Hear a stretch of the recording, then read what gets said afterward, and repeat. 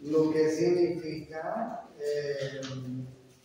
cada uno de estos elementos. Ustedes pueden ver, por ejemplo, qué es el gasto cardíaco. No se olviden que el gasto cardíaco es el volumen en cada latido por la frecuencia cardíaca, ¿sí? Y el volumen que se eyecta en cada latido, ya lo vamos a ir viendo, y la frecuencia cardíaca es, se refiere a cuántas veces late el corazón en un minuto, ¿no? Y además ustedes tienen la fórmula de la presión arterial media. La presión arterial media es la presión arterial diastólica más 1/3 de la presión diferencial entre sistólica y diastólica. ¿Okay? Después vamos a hacer algún ejemplo. Como ustedes ya saben, los sistemas de control de la presión arterial son varios. El sistema nervioso es muy importante. Ese es un sistema de control, como ustedes están viendo, que se lo clasifica en acción rápida.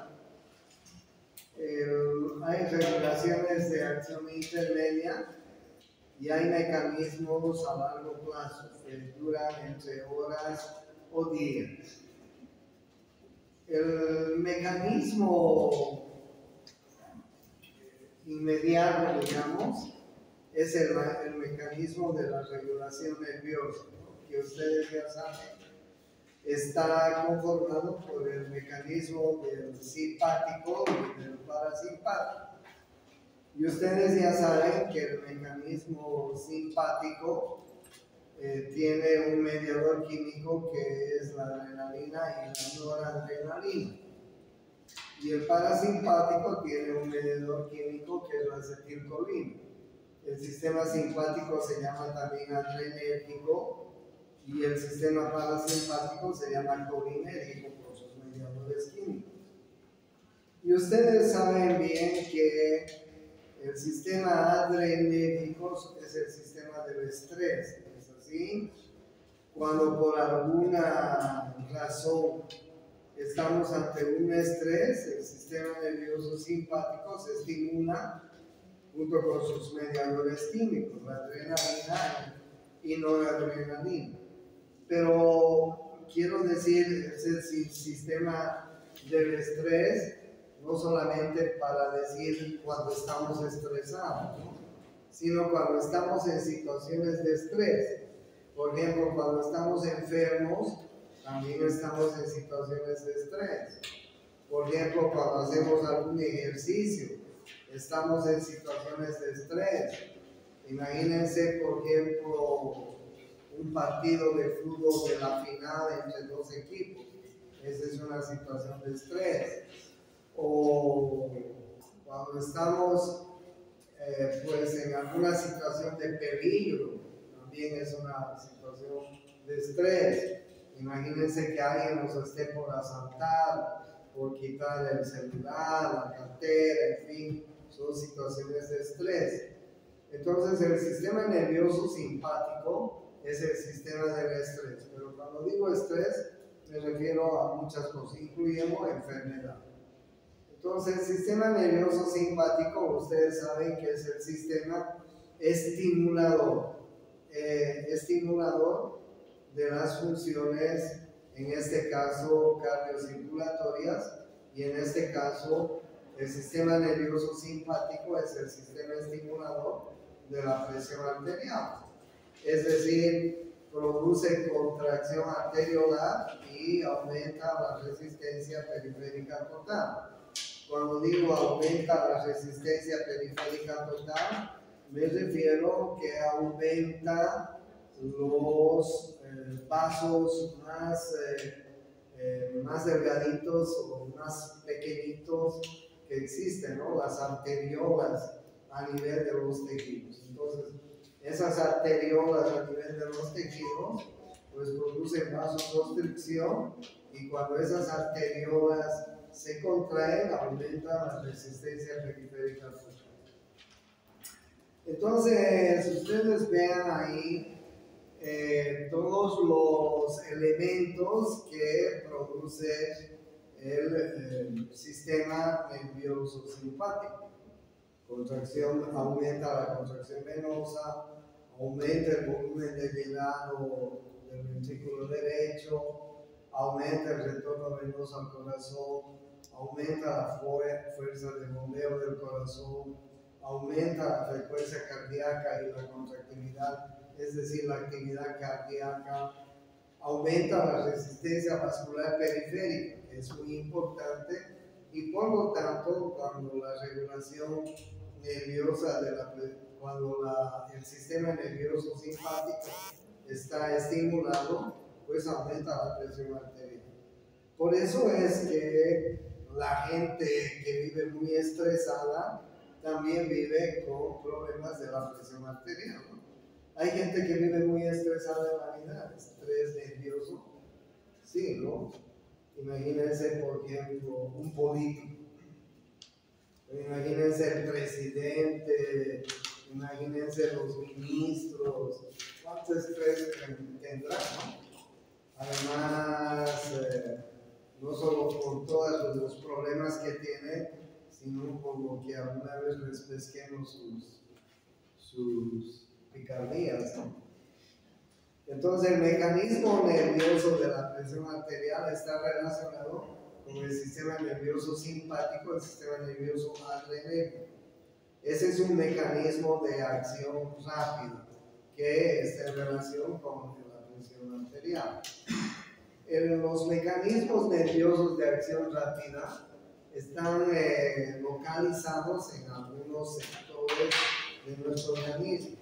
Por ejemplo, los vasoreceptores, los quimioreceptores que tenemos, por ejemplo, en la aorta, que tenemos en la confluencia, o más bien en la carótida común y en su división, receptores de baja presión, respuesta isquémica del sistema nervioso central, participación de los músculos esqueléticos, influencia de las ondas respiratorias, etcétera. Todos estos mecanismos están en relación con el sistema nervioso simpático y parasimpático. Y entonces son mecanismos nerviosos de acción rápida que detectan variaciones en la presión rápida. Como les decía, el reflejo baroreceptor es un reflejo importante de aumento de la presión arterial. El reflejo baroreceptor es un inhibidor del centro vasomotor vulvar y vagal también. Por eso es que la inhibición del centro vasomotor vulvar va a producir inicialmente vasodilatación periférica, inicialmente disminución de la frecuencia cardíaca, inicialmente aumento de la contractilidad, inicialmente disminución de la resistencia periférica total y del gasto cardíaco. Pero ese reflejo baroreceptor dura muy poco tiempo, porque después activa el centro de la presión arterial que tenemos en la región vulvar, y más bien va a producir vasoconstricción periférica, aumento de la frecuencia cardíaca, aumento de la resistencia vascular o periférica total, aumento del gasto cardíaco y aumento de la presión arterial. Entonces, el reflejo baroreceptor en un momento puede ser un mecanismo compensatorio cuando detecta variaciones en la presión. Pero ese sistema de compensación dura muy poco tiempo, porque después, más bien después de un poco tiempo, por eso se les llama por eso se les llama mecanismos nerviosos de acción rápida. Después de un tiempo muy breve, más bien va a comenzar a producir vasoconstricción periférica, aumento de la frecuencia cardíaca, aumento de la resistencia periférica total, del gasto cardíaco y aumento de la presión arterial. ¿Ok? Entonces, no se olviden que son reflejos que tenemos que nos ayudan a compensar la presión, que nos ayudan a compensar la presión. También tenemos receptores de baja presión. Tenemos receptores de baja presión, como ustedes están viendo, que están localizados en el hipotálamo.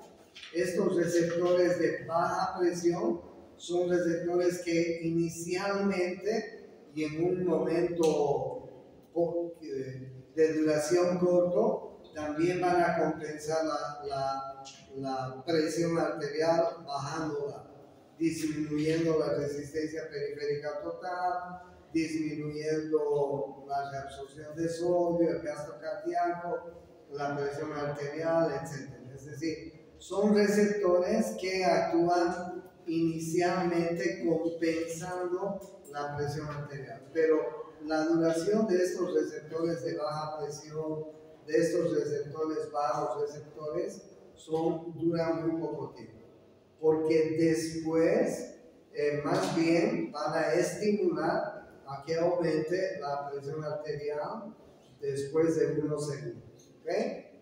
Entonces, bien, después de unos segundos en que estos mecanismos son los que van a compensar un poco la presión arterial, pues van a actuar los mecanismos que son los mecanismos reguladores. ¿Ok? Por ejemplo, el mecanismo de la renina angiotensina aldosterona, que todos ustedes ya lo conocen, es un mecanismo que también va a regular la presión arterial. Ustedes saben que el mecanismo de la renina angiotensina aldosterona es un mecanismo que sirve para regular la presión arterial. Cuando estamos perdiendo líquidos, cuando estamos perdiendo electrolitos.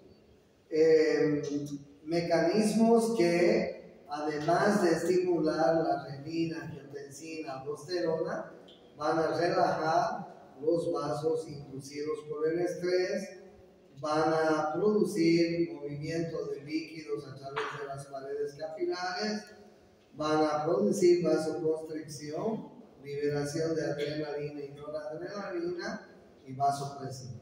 ¿Ok? Entonces, en la regulación de la presión arterial de acción intermedia, tenemos el sistema de la renina angiotensina aldosterona. Cuando por alguna razón baja nuestra presión arterial, este mecanismo sirve para elevar la presión arterial. Pero es un mecanismo que actúa también en una de las clasificaciones de la presión arterial. La presión arterial, más adelante vamos a ver, se clasifica en hipertensión. La hipertensión arterial, más bien diré, se clasifica en hipertensión primaria y en hipertensión secundaria. La hipertensión primaria no sabemos, hay muchos factores que intervienen en la hipertensión primaria. Entre ellos, por ejemplo, están factores heredofamiliares, genéticos, congénitos, etc. Y uno de los factores importantes que puede activarse en la hipertensión idiopática primaria es la liberación del sistema de la renina angiotensina sin motivo alguno. Hay mucha gente que libera su sistema de la renina angiotensina aldosterona sin causa aparente. Y la liberación de la renina angiotensina aldosterona va a producir hipertensión. ¿Okay? Entonces, ¿puede liberarse la renina angiotensina aldosterona sin causa aparente? Sí puede. ¿Y puede producir hipertensión? Sí puede. Pero normalmente la renina, angiotensina, aldosterona es un mecanismo de regulación de la presión arterial intermedia.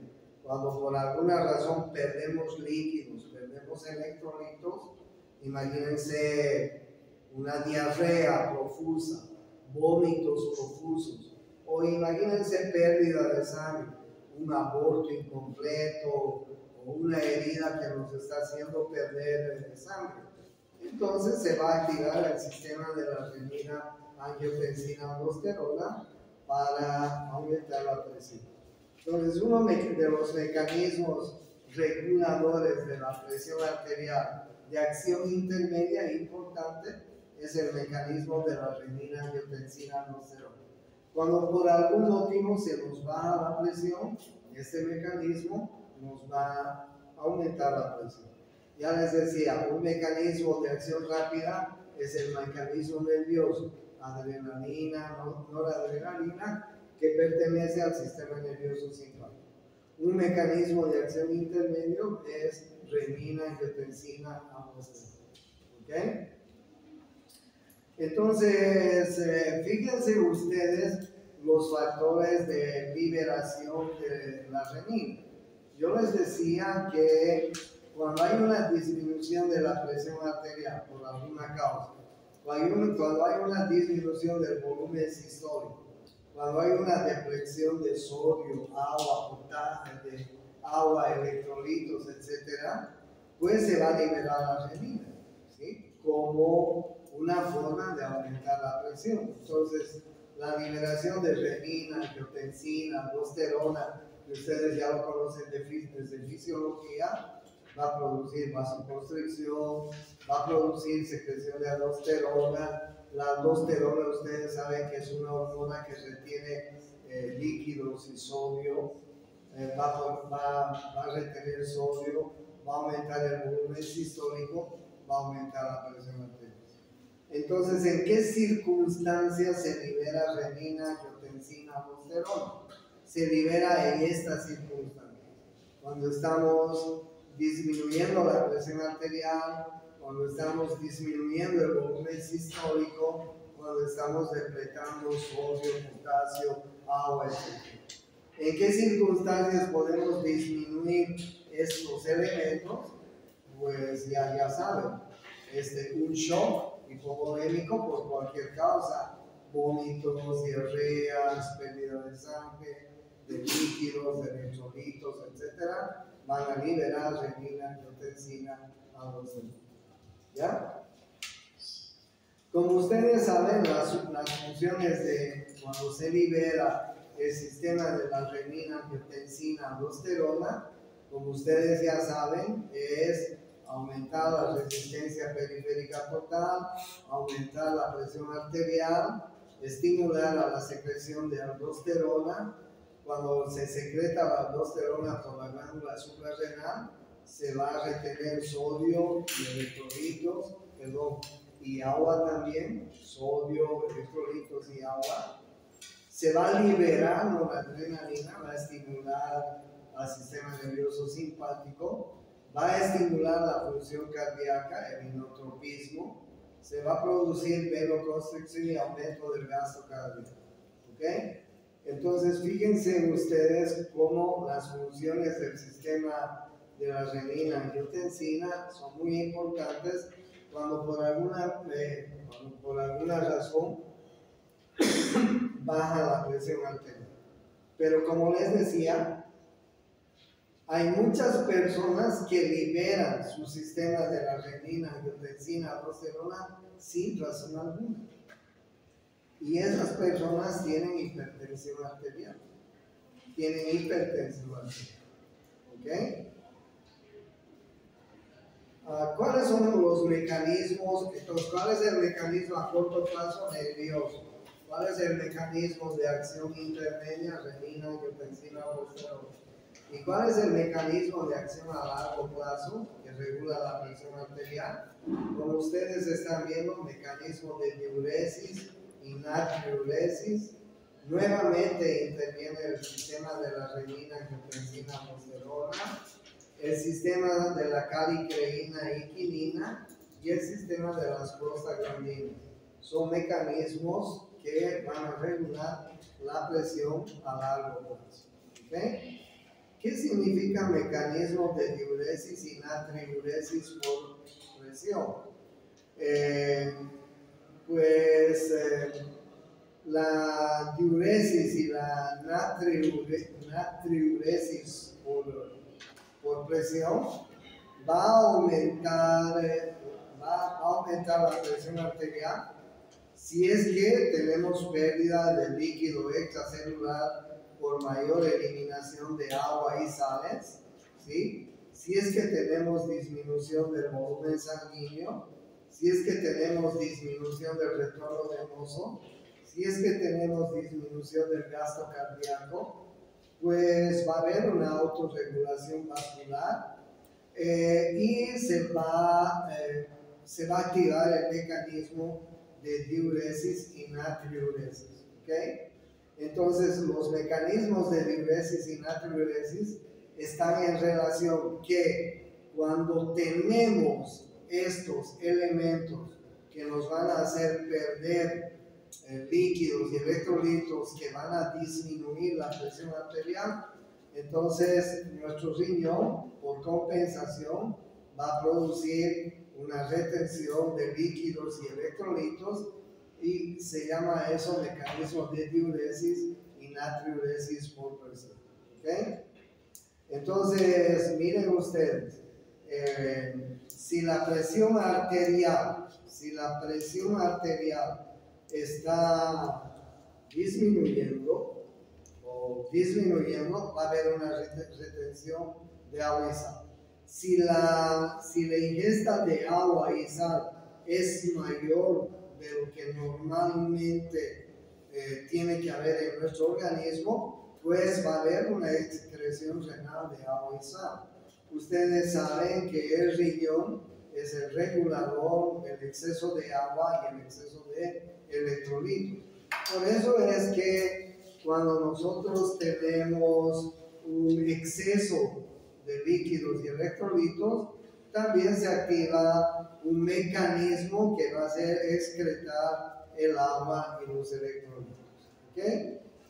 Como ya les he dicho, también el sistema de la renina, angiotensina, aldosterona es un mecanismo que va a disminuir,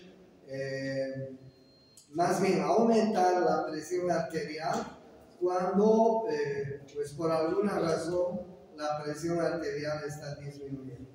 Ustedes saben que la renina es fabricada por el aparato juxtaglomerular del riñón. Y ustedes saben que la función de la renina es convertir el angiotensinógeno en angiotensina 1. Ustedes saben que el angiotensinógeno está fabricado en el hígado. Y entonces la renina va a convertir el angiotensinógeno en angiotensina 1. Hay una enzima que es fabricada por el pulmón que se llama enzima convertidora de angiotensina. Y esta enzima convertidora de angiotensina va a ser la encargada de convertir la angiotensina 1 en angiotensina 2. ¿Sí? La enzima convertidora de angiotensina es muy importante porque va a convertir la angiotensina 1 en angiotensina 2. La angiotensina 2 tiene funciones importantes porque va a aumentar la presión arterial a través de varios mecanismos, ¿no? Entre ellos la vasoconstricción, el aumento de la resistencia vascular periférica, etc. Por eso es que uno de los medicamentos que nosotros los médicos utilizamos está en relación con la enzima convertidora de angiotensina, ¿no? Porque como ustedes saben, utilizamos los inhibidores de la enzima convertidora de angiotensina, los IECAS, ¿no es así? ¿Para qué utilizamos inhibidores de la enzima convertidora de angiotensina? Porque lo que estamos buscando es que no se transforme la angiotensina 1 en angiotensina 2 y la angiotensina 2 no vaya a producir vasoconstricción, no vaya a producir aumento del gasto cardíaco, no vaya a producir aumento de la resistencia vascular periférica, etc. ¿Por qué razón utilizamos y en qué pacientes utilizamos IECAS? En pacientes que por razón alguna, por alguna razón se dispara el sistema de la renina-angiotensina-aldosterona. Les cuento que yo soy hipertenso. Yo soy hipertenso, mi padre era hipertenso, mi abuela hipertenso y la familia de mi padre era hipertenso. Yo cuando me levanto en la mañana lo primero que hago es tomarme la presión. Y he ido probando muchos hipotensores. Y al final he encontrado, después de mucho tiempo, que los IECAS son los que me disminuyen la presión, los que me favorecen en regular mi presión arterial. Lo que he concluido que en mi persona, que no tengo ninguna enfermedad cardíaca, renal, endocrina ni nada por el estilo, pues en mi persona, por un problema heredofamiliar, el sistema de la renina-angiotensina-aldosterona se dispara. Y la única forma de evitar que la renina-angiotensina-aldosterona se dispare en mi organismo es utilizando inhibidores de la enzima convertidora de angiotensina, los IECAS. Y eso es lo que tomo para controlar mi presión arterial. ¿Entienden? O sea, el IECA, el inhibidor de la enzima convertidora de angiotensina, es un excelente mecanismo que alguna vez ustedes van a tener que utilizar en algún paciente hipertenso. ¿Ok? Tendrán que ir probando cuál es el mejor hipotensor para cada uno de los hipertensos que ustedes vayan viendo en la vida. En mi persona, pues encontré este medicamento para que se den cuenta de cómo es la hipertensión tipo 1, es decir, se llama tipo 1 idiopática porque no se conoce la razón exacta por la cual sube la presión arterial en algunas personas. Puede ser heredofamiliar, puede ser congénita o puede haber otra cosa. Y la otra clasificación de la hipertensión son las secundarias, que ya las vamos a ver. ¿Ok? Un otro sistema de regulación de la presión arterial es el sistema de las calicreínas y quininas. Son sustancias que produce el organismo que cuando se liberan en el organismo pues van a estimular a que la presión arterial se eleve, compensando así la presión arterial si por alguna razón la presión arterial desciende.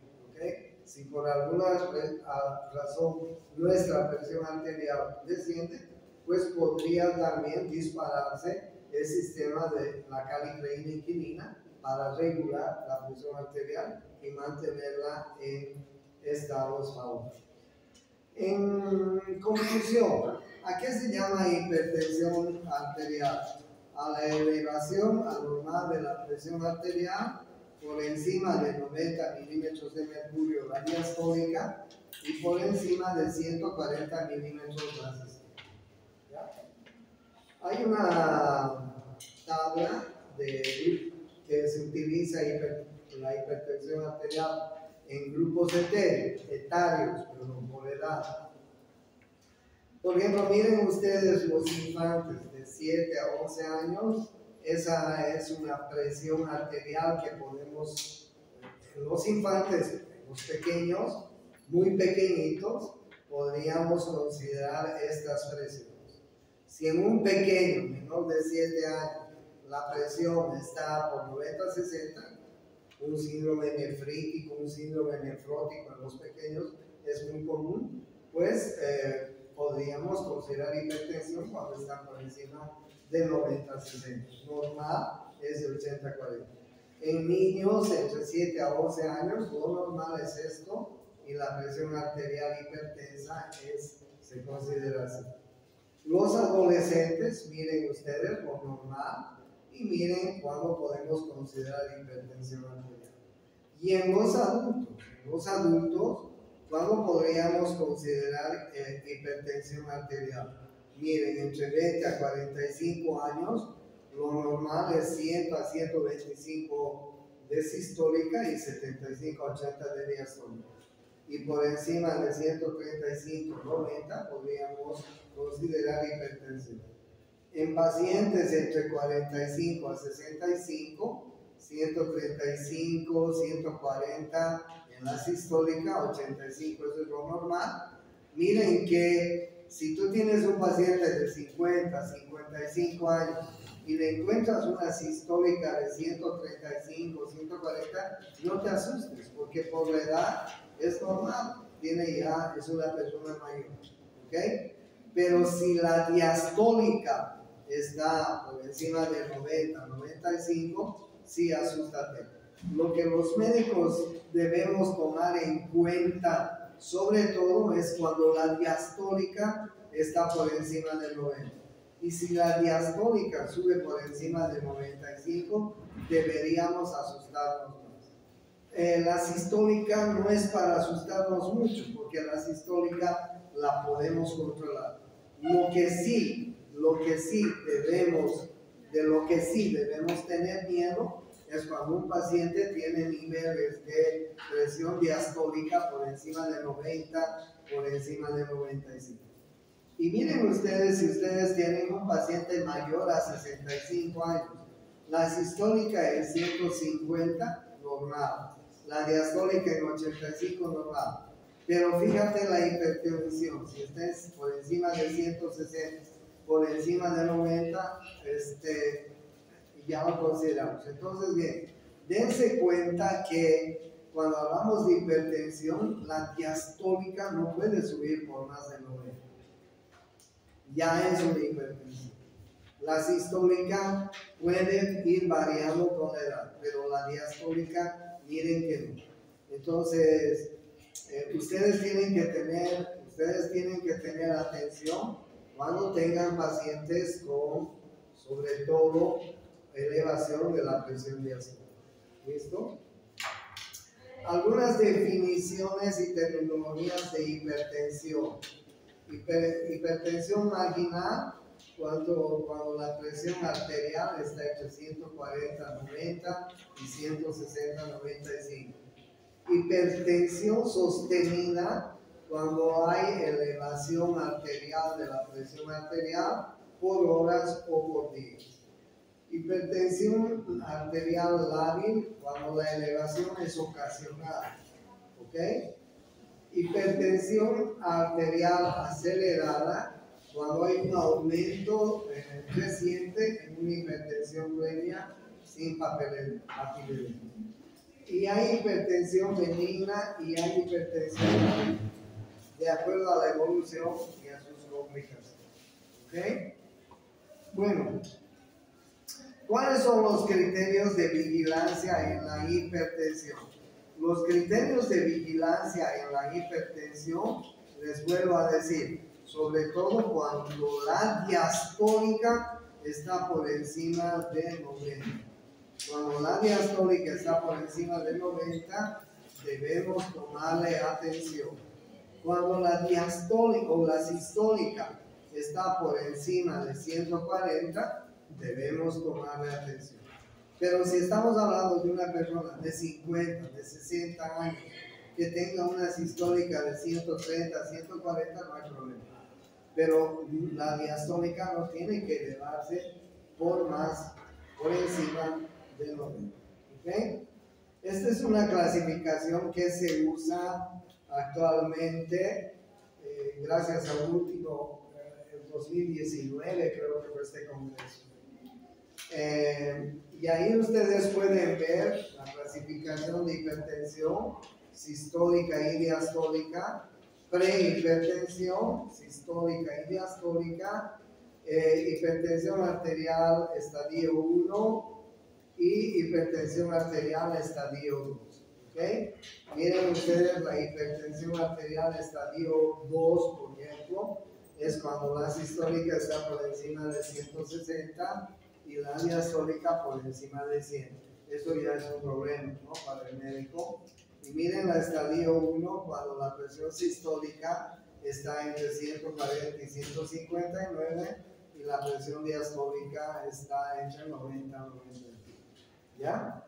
Entonces, bien, esta es una buena clasificación que podemos utilizar ahora en la clase. Ustedes van a encontrar también otras clasificaciones, no hay problema. El problema es que entiendan a qué se llama hipertensión. ¿Ya? Como les decía, la hipertensión se clasifica en hipertensión sistólica, hipertensión diastólica. La hipertensión puede ser primaria, esencial o idiopática. Ese es el 90% de pacientes que tiene hipertensión. En el mundo la hipertensión es endémica por muchos factores, ¿ok? Pero en la mayor parte de los pacientes hipertensos, el 90% tiene hipertensión primaria. ¿Y qué significa primaria? Esencial, idiopática, para decir que no la conocemos, ¿ok? Porque cada uno de los hipertensos tiene un factor, como les decía, muy especial. Podrá ser un factor hereditario, podrá ser un factor congénito, podrá ser un factor genético, etc. En cambio, secundaria, sí, secundaria a alguna otra enfermedad, ¿ok? En la hipertensión sistólica, el gasto cardíaco está aumentado y puede haber una rigidez de la arteria aguda. Bueno, y miren ustedes la hipertensión secundaria. La hipertensión secundaria, hay una mnemotecnia que es el freno. Puede ser debido a problemas renales, y entre los problemas renales están los renovasculares, parenquimatosas. Pueden ser problemas endocrinos, como ustedes están viendo. Pueden ser problemas neurológicos, como ustedes están viendo, ¿sí? Y pueden ser problemas por otras causas, como ustedes están viendo. Entonces, bien, hay dos tipos de hipertensión. Una es la hipertensión primaria, esencial o idiopática, para decir no conocemos exactamente la causa. Y otra es la hipertensión secundaria, para decir que la hipertensión secundaria puede ser una causa debido a cualquiera de estas enfermedades. Por eso es la mnemotecnia que se utiliza, es REM. ¿Okay? Bien, y también hay una clasificación de la hipertensión arterial según la Organización Mundial de la Salud. Bueno, que es también importante. En la etapa 1, pues pueden haber 2 o menos factores de riesgo y pueden haber, en la etapa 1 hay hipertensión A y hipertensión B. La hipertensión A es 2 o menos factores de riesgo y la hipertensión B es más de 2 factores de riesgo. En la etapa 2, algunas de las siguientes alteraciones. Ahí ustedes están viendo: hipertrofia del ventrículo izquierdo, estrechez focal de las arterias retinianas, proteinuria, aumento de la creatinina por encima de 2 miligramos por decilitro, aterosclerosis vascular diagnosticada por ecocardiografía o radiografía. Y en la etapa 3, ustedes pueden ver las alteraciones que puede tener un paciente: angina de pecho, infarto de miocardio, insuficiencia cardíaca congestiva, isquemia cerebral, accidente vascular cerebral, encefalopatía, O sea, lo que no tenemos que hacer es que un paciente llegue a la etapa 2 o menos a la etapa 3.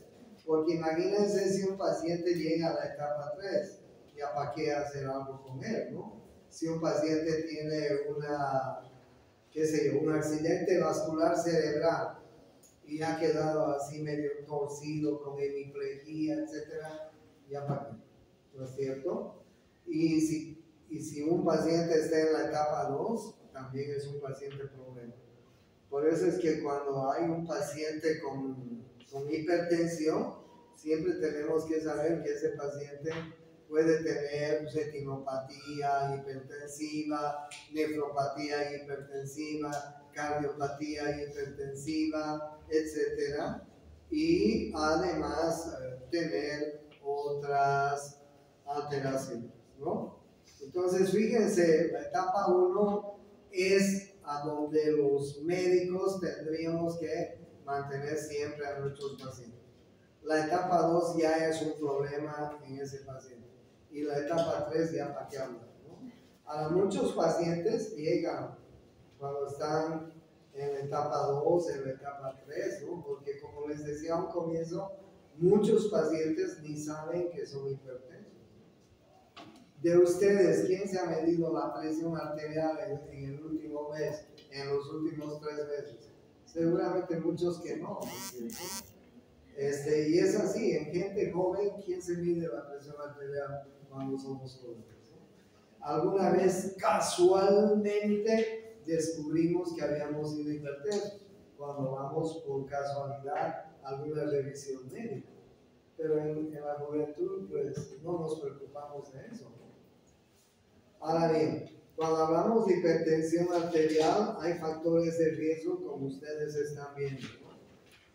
La edad, el sexo, la raza, la herencia, algunos factores como la cafeína, el tabaco, el alcohol, la obesidad, los aumentos de los ácidos grasos en general, colesterol, triglicéridos, etc. El estilo de vida, que ahora todos tenemos un estilo de vida demasiado sedentario en comparación con antes, ¿no? El estudiante de medicina tiene un estilo de vida muy sedentario, ¿no? Porque todo el tiempo está leyendo, estudiando, etc. O sea, no le queda mucho tiempo para hacer ejercicio, porque todo el tiempo está con... ¿Cuántas materias tienes? 9. ¿No? 9, está jodida. Claro, ¿en qué tiempo va a ir a hacer natación, a correr, al gimnasio? ¿No es cierto? Claro, una chica plástica que no tiene tanto va a estar en el gimnasio haciendo sus ejercicios y poniéndose bonita. Pero el estudiante de medicina no tiene tiempo para eso. Sin decir que son feas, ni feos, ¿no? Pero bueno, esa es nuestra realidad. Somos muy sedentarios por el tipo de vida que tenemos. Por eso es que tenemos que darle tiempo a nuestro estilo de vida. ¿Cuáles son los mecanismos fisiopatológicos de la hipertensión? Aumento del gasto cardíaco, el sodio, ya saben, alteración del balance de la renina, angiotensina, aldosterona, el estrés e hiperactividad simpática, aumento de la resistencia periférica total, la hipertrofia vascular, alteraciones de la membrana celular, aumento del calcio intracelular, trastornos metabólicos. Miren ustedes los mecanismos fisiopatológicos que pueden elevar la hipertensión, ¿no? Entonces, en la hipertensión esencial hay muchos problemas de los cuales podríamos analizar, pero cada persona hipertensa tiene su problema especial. ¿Tienes estrés? Es posible que eso sea la causa. ¿Tú comes mucha sal? Sí, es posible que esa sea la causa, ¿no? ¿Tienes predisposición genética y heredo familiar? Pues esa es la causa. excesos de vasoconstricciones, obesidad, en fin. Tienes problemas de insulina, es decir, diabéticos también. Entonces, miren ustedes cuántos, en la hipertensión primaria, cuántas pueden ser las causas que pueden terminar en hipertensión. Por eso es que los médicos hemos clasificado la hipertensión primaria en idiopática o esencial, para decir no sabemos, puede haber muchas causas. ¿Okay? En la hipertensión esencial, el aumento del gasto cardíaco es importante. El aumento del gasto cardíaco, me refiero al aumento del gasto cardíaco y a la frecuencia cardíaca. Me refiero a la venoconstricción, a la resistencia periférica total, eso va a dar hipertensión. Una hipertensión arterial crónica, cuando hay aumento del gasto cardíaco, cuando hay aumento de la bulimia por retención líquida, ¿no? Por eso es que los pacientes que comen con mucha sal tienen retención líquida, ¿no? Por eso es que uno en el tratamiento, una de las cosas que debemos prohibir es sal, porque si comes mucha sal vas a retener líquidos, ¿no? Y los líquidos van a aumentar el gasto cardíaco y la bulimia, porque ustedes saben que el sodio arrastra el agua. Entonces, cuando nosotros tenemos un paciente con hipertensión, lo primero que debemos prohibirle es que deje de comer sal. ¿Ok? ¿Son salerosos en sus alimentos? Muchos son, ¿es así? Exceso de sodio. Ya saben ustedes. El sodio arrastra el agua y eso va a aumentar la bulimia. La bulimia aumenta el contenido de líquido intracelular, aumenta el gasto cardíaco, aumenta la reactividad vascular, aumenta la resistencia periférica total, produce hipertensión. El sistema de la renina, angiotensina, aldosterona, ya les he dicho cuál es el problema y ya les he dicho cómo podemos controlar en este tipo de pacientes la hipertensión.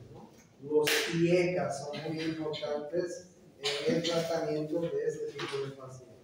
Bueno, las alteraciones en la membrana celular. Muchos pacientes tienen problemas en la membrana celular por el aumento de los canales de calcio, de sodio, en las bombas de calcio y sodio, ¿no? Y entonces esto hace que estos pacientes tengan incapacidad para extraer el sodio intracelular.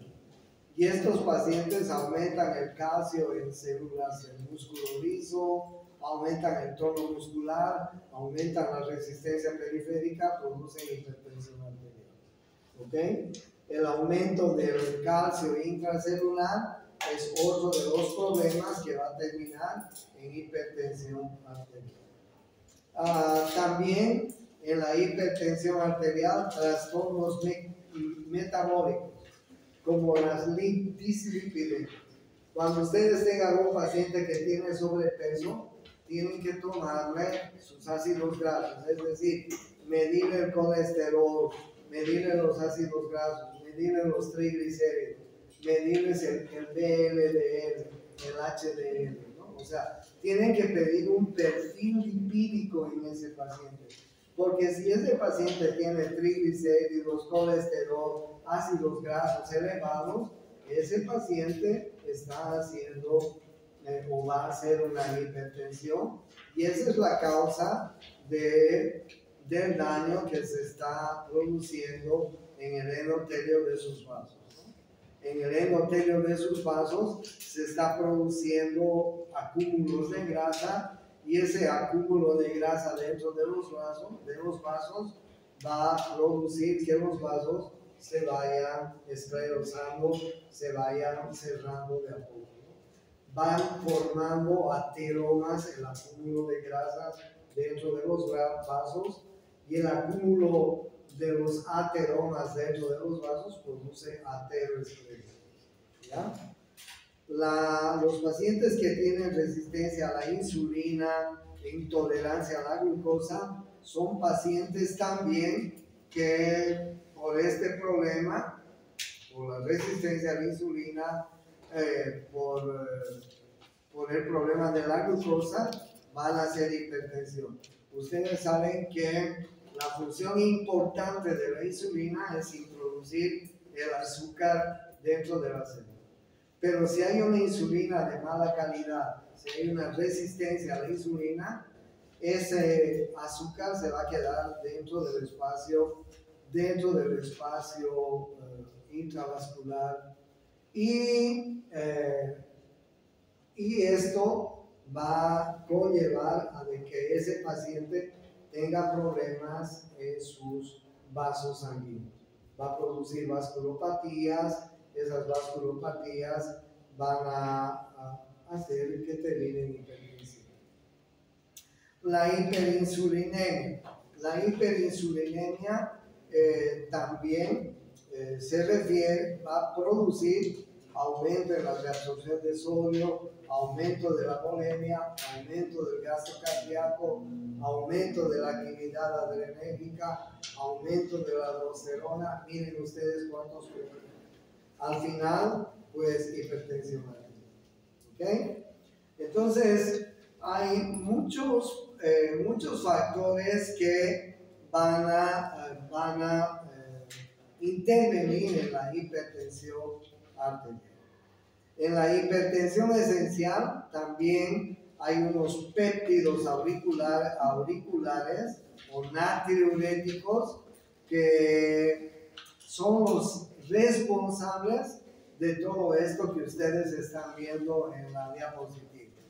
Inhiben vasoconstrictores endógenos, reducen la síntesis de aldosterona, reguladores del sodio por aumento del volumen y la presión. Su concentración es 2 a 8 veces más que lo normal. Se activa la hipertensión arterial en la aurícula izquierda, el volumen, y aumenta el volumen en la aurícula derecha. Por lo tanto, va a producir hipertensión esencial.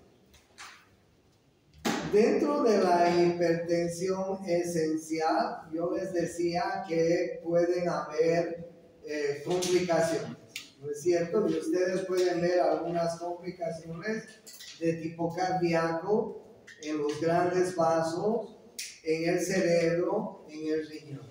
¿Ok? Entonces, tengan en cuenta que la hipertensión, si sobre todo es una hipertensión que conlleva muchos años, va a tener complicaciones a nivel de muchos órganos. ¿Cuál es el tratamiento no farmacológico? Ya estamos terminando. Ustedes vean el tratamiento no farmacológico, ¿no? Es mejorar la calidad de vida en los pacientes, ¿no?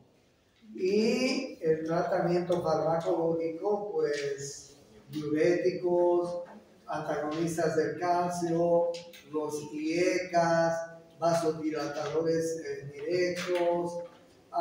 Es bueno que todos ustedes tengan en su memoria, en su cabeza, un arsenal de estos grupos de hipotensores. ¿Okay? Que sepas manejar diuréticos, unos 2 o 3 diuréticos, que sepas manejar unos IECAS, que sepas manejar vasodilatadores y que de cada grupo de hipotensores tengas un pequeño arsenal. Porque ustedes han visto en farmacología, ¿no? La lista que tenemos en cada uno de los grupos es muy grande. Manejar todos esos hipotensores es realmente difícil, ¿no? A no ser que seas profesor de farmacología.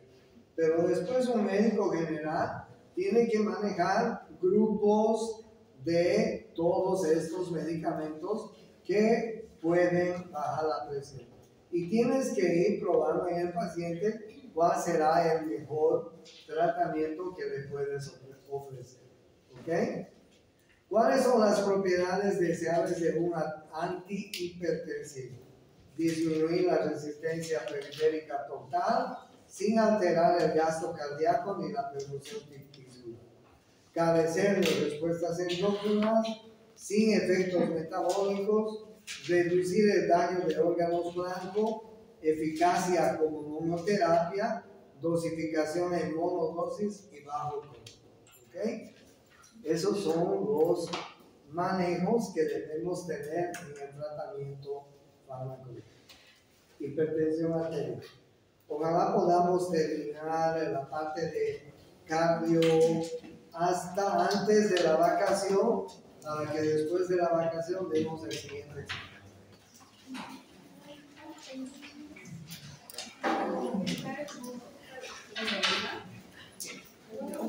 ¿Me lo puedes apagar, por favor? No siempre es.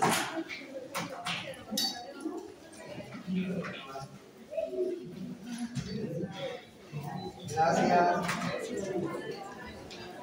La lista, por favor.